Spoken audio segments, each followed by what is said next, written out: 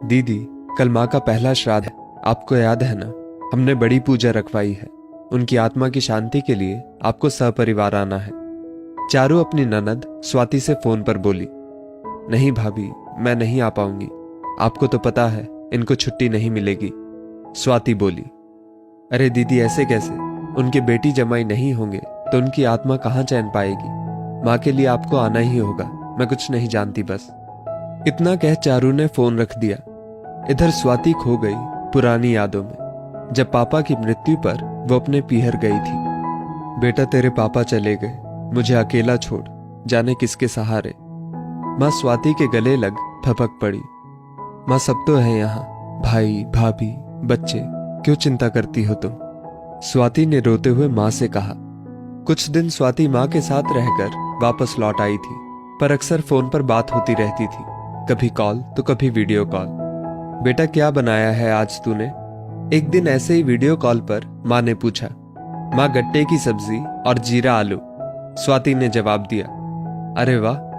खाने का नाम सुन माँ की आंखों में अनोखी चमक आ गई, जिसे स्वाति ने महसूस किया।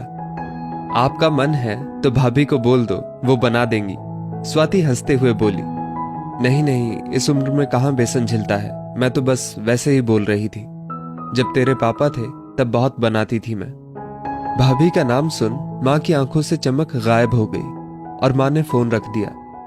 माँ को क्या हुआ है? क्यों ऐसे बोल रही है माँ? माँ, सब ठीक तो है ना?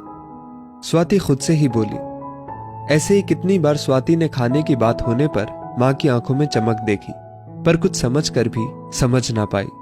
लेकिन इसका राज भी जल्द ही खुल गया जब स्वाति छुट्टियों में 2 दिन के लिए अपने मायके गई। दीदी, चलिए खाना खा लीजिए। चारू भाभी माँ के कमरे में आ स्वाति से बोली। चलो माँ, आप भी, स्वाति ने उठते हुए माँ से कहा। अरे नहीं दीदी, माँ को क्या परेशान करना, वो यहीं खा लेंगी खाना, आप चलिए, चारू बोली। पर भाभी, परवर कुछ नहीं दीदी, माँ के घुटनों में दर्द रहता है तो वो कमरे में ही खाती हैं खाना, चारू सपाट लहजे में बोली। तो ऐसा करो भाभी, मेरा खाना भी माँ के साथ लगा दो, हम साथ खा लेंगे, स्वाति बोली। स्वाति की बात सुन चारू कुछ बोली नहीं, पर स्वाति ने साफ महसूस किया कि चारू को ये पसंद नहीं आया, पर वह चुपचाप चली गई और स्वाति के लिए प्लेट में सब्जी, पूड़ी, रायता, अचार लेकर आई और माँ के लिए दलिया। माँ, आप ये सब नहीं खाओगे? स्वाति ने हैरानी से पूछा। दीदी, माँ को ये सब नहीं झिलता, इसलिए उन्हें खिचड़ी दलिया ही देती हूँ, चारू ये बोल चली गई। माँ ने बेबसी से दलिये की प्लेट उठा ली, पर उनकी निगाह स्वाति की प्लेट पर ही थी। स्वाति का कलेजा मुंह को आ गया। उसने माँ के मुंह में एक और पूड़ी का तोड़ कर डाला। माँ की आंख में वही चमक उभरी जो वीडियो कॉल पर आती थी, पर माँ ने प्रत्यक्ष में मना किया। पता नहीं भाभी का डर था या बेटी को खिलाने का मोह, फिर भी स्वाति ने सारा खाना माँ को खिला दिया और खुद दलिया खाने लगी। 2 दिन स्वाति वहां रही और माँ को अपना खाना खिला खुद दलिया खिचड़ी खाती रही। माँ कितना मना करती, पर स्वाति जिद करके खिला देती। भाई, माँ को मैं कुछ दिन अपने साथ ले जाऊं? घर लौटने से पहले स्वाति ने अपने भाई सार्थक से पूछा। पागल हो गई है क्या? लोग क्या कहेंगे? बेटा माँ को तकलीफ देता होगा, इसलिए माँ मजबूरी में बेटी के पास रह रही है, सार्थक भड़क कर बोला। सही तो कह रहा है ये बेटा, बेटी के घर माँ जाती अच्छी नहीं लगती, तू आराम से जा, मैं यहाँ खुश हूं। बेटे की बात सुन माँ बोली। स्वाति ने बहुत जिद की, पर शायद माँ भी मजबूर थी। स्वाति बेमन से लौट गई। फिर कुछ दिनों बाद माँ की मौत की खबर आई। सब खत्म हो गया। स्वाति जानती थी माँ कितना तरसते हुए गई है, पर मजबूर थी, एक बेटी जो थी। स्वाति अकेली माँ के श्राद्ध में पहुंचती है। आज माँ के श्राद्ध पर 56 भोग बने हैं। सब मजे से खा रहे हैं। चारू और सार्थक की तारीफ में कसीदे पढ़ रहे हैं। उन्हें दुनिया का सबसे अच्छा बेटा बहू बोल रहे हैं। जो माँ के मरने के बाद भी इतना सोचते हैं माँ के लिए, तो जीते जी कितनी सेवा की होगी। स्वाति दुखी हो माँ की तस्वीर को देखती है, जिसमें माँ की आंखों में चमक स्वाति अब भी साफ देख पा रही थी।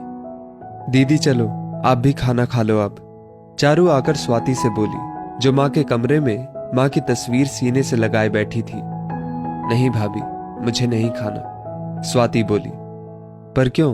आप नहीं खाएंगी तो माँ की आत्मा कैसे तृप्त होगी? चारू बोली, भाभी, जिस खाने के लिए मेरी माँ जीते जी तरसती रही वो अब कैसे तृप्त हो सकती है? सोच के देखिए एक बार। आप आज पकवानों के ढेर लगा रही हैं। माँ के जीते जी अगर उनकी पसंद के 2 कोर खिला देती तो माँ तो वैसे ही तृप्त हो जाती। वही तो माँ का सच्चा श्राद्ध होता। ये जो आज हो रहा है ये तो दिखावा है बस। इससे माँ कैसे तृप्त हो सकती है? और जिस घर में मेरी माँ अतृप्त होकर गई है उस घर में मैं कैसे खा सकती हूं? स्वाति तड़प कर बोली। तभी वहां सार्थक भी आ गया। ऊपर वाले की लाठी बेआवाज होती है भैया भाभी। जब किसी पर पड़ती है ना तब चोट बड़ी गहरी और लाइलाज होती है। आप भी 2 बेटों के माँ बाप हो। भगवान से दुआ करूंगी वो आपको कभी जीते जी अतृप्त ना रखे। माँ तो अपना वनवास काट नया जन्म ले चुकी, पर आपका जीवन अभी बहुत लंबा है। स्वाति ये बोल माँ की तस्वीर ले निकल गई वहां से।